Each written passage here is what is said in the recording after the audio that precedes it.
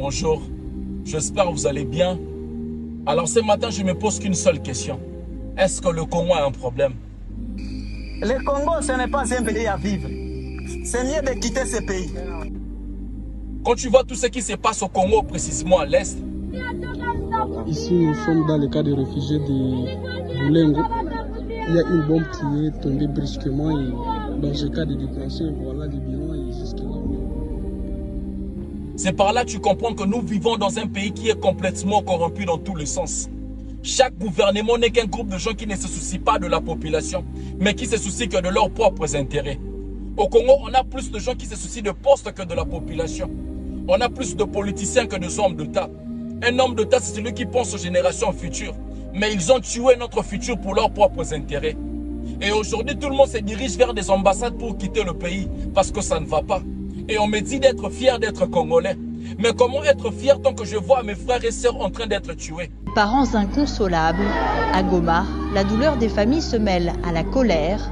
Le 30 août, au moins 57 personnes ont été tuées lors d'une répression par l'armée d'une tentative de manifestation.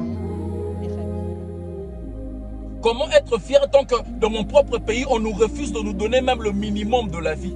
Même à manger devient tout un problème.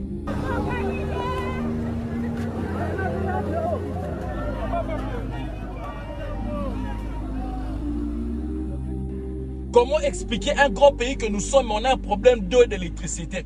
Au Congo, les gens ne peuvent pas manquer de l'eau et de l'électricité. C'est leur droit et le devoir de ceux qui dirigent.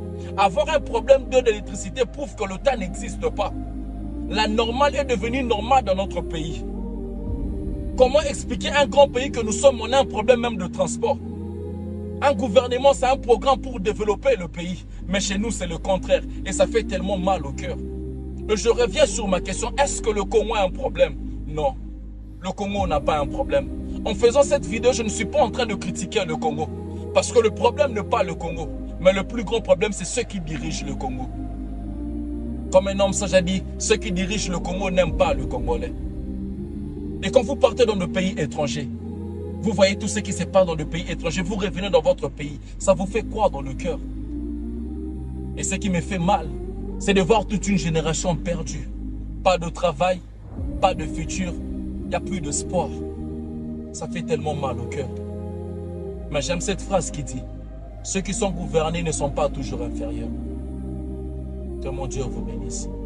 Je suis Congolais et je suis fier d'être Congolais. Et je le serai toujours. Peu importe. Que mon Dieu vous bénisse.